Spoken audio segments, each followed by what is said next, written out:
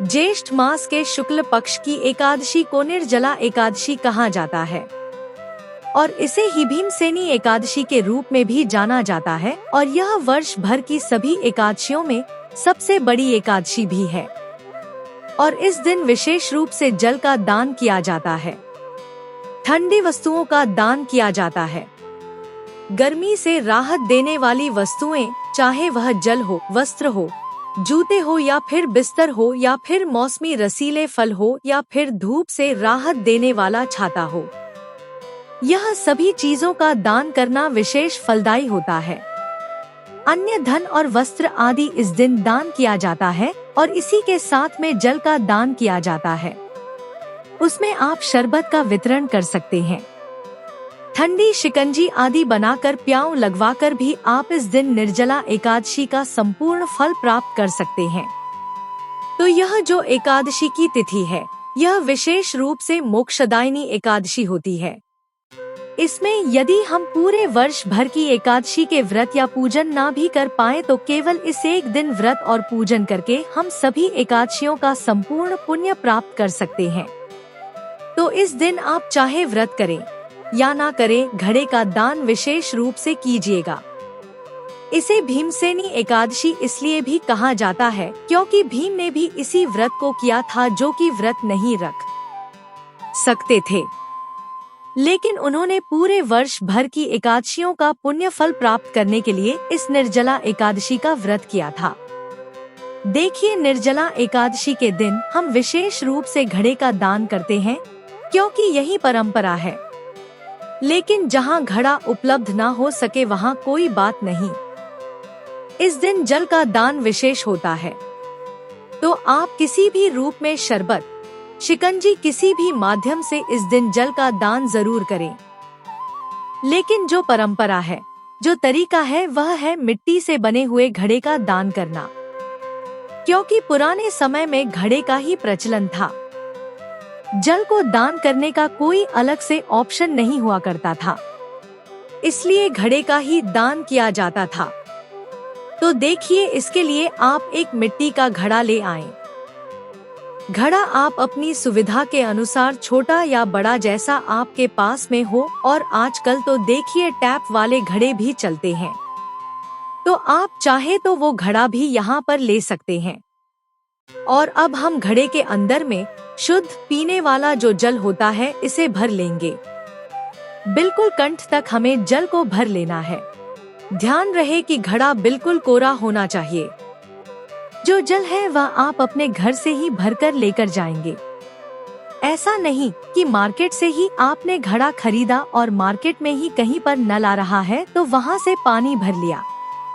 ऐसा ना करें।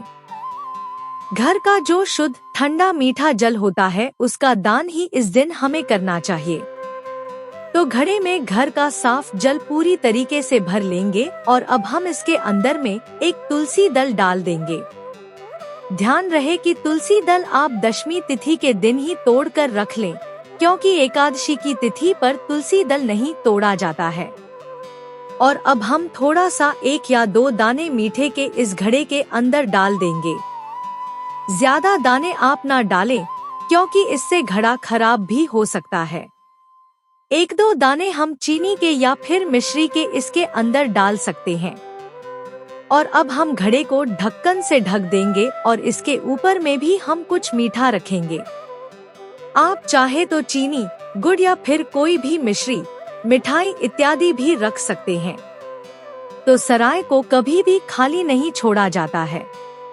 अब देखिए, इसके ऊपर में से कोई भी पीला या सफेद या कोई भी हल्के रंग का सूती वस्त्र हम रखेंगे, क्योंकि इस दिन वस्त्र का दान करना भी विशेष फलदायी होता है। और अब इसके ऊपर आप कोई भी पीला फल, आम या खरबूजा भी रख सकते हैं। कोई भी ऋतु फल जो भी आपके पास में उपलब्ध हो वो यहाँ पर आप दान कर सकते हैं। और साथ ही में कुछ दक्षिणा भी रखिएगा। यह दक्षिणा पूजा में रही कमियों को पूर्ण करने के लिए भी चढ़ाई जाती है। अब देखिए, निर्जला एकादशी के दिन बांस से बने हुए पंखे का दान करना भी विशेष फलदायी होता है। तो अगर आपको बीजना, जिसे कहा जाता है, हाथ से बना हुआ पंखा मिल जाए तो इस दिन जरूर ही दान कीजिएगा।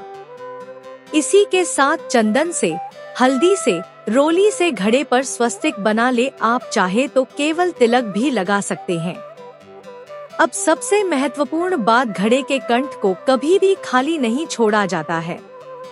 घड़े के कंठ पर मौली धागा बांध दे। आप चाहे तो केवल थोड़ा सा मौली का टुकड़ा लेकर घड़े के ऊपर में भी रख सकते हैं, या चाहे तो कलश के ऊपर बांध भी सकते हैं। तो इस प्रकार से घड़े का पूजन किया जाता है।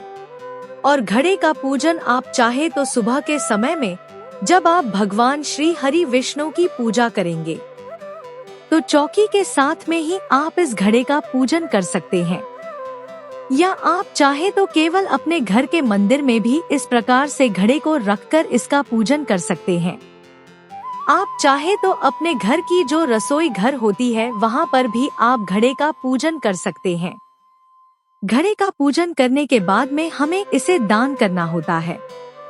तो आप चाहे तो किसी ब्राह्मण को, पंडित को, कोई गरीब व्यक्ति है तो उसे यह घड़े का दान कर सकते हैं। और अगर कोई भी इस घड़े का दान ना लेना चाहे तो आप चाहे तो अपने घर के आसपास जो भी मंदिर हो वहाँ मंदिर में जाकर भी इस घड़े को रख कर आ सकते हैं। लेकिन विशेषकर इस दिन आप सभी को, हम सभी को घड़े का दान जरूर ही करना चाहिए। इस वीडियो में मैंने वही सामग्री आपको दिखाई है जो कि कम से कम इस दिन जरूर दान करें। इससे ज्यादा से ज्यादा आप जितना चाहे इस दिन दान करके लाभ उठा सकते हैं। आप चाहे तो जूते, चप्पल, कपड़े, वस्त्र, छाते का दान कर सकते हैं। अन्न, धन जितना हो सके इस दिन हमें बढ़ चढ़ कर दान करना चाहिए।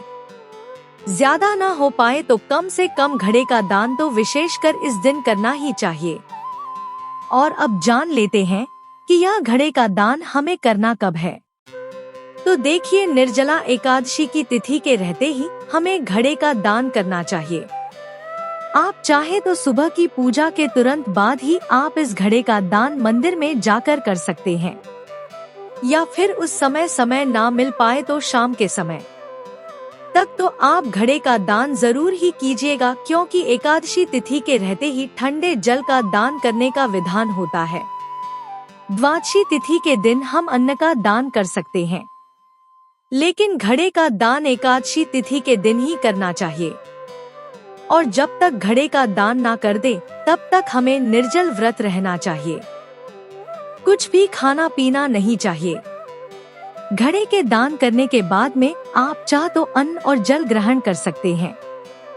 और अगर आपने पूर्ण तरीके से निर्जला एकादशी का व्रत किया है, निर्जल किया है, तब आप द्वादशी तिथि के दिन पारण के बाद ही जल ग्रहण कर सकते हैं। आप सभी को निर्जला एकादशी व्रत की ढेरों शुभकामनाएं। आशा करती हूँ यह जानकारी आप लोगों को पसंद आई होगी। वीडियो पसंद आया हो तो वीडियो को एक लाइक और चैनल को सब्सक्राइब जरूर करिएगा। मिलते हैं अगले वीडियो में। नमस्कार।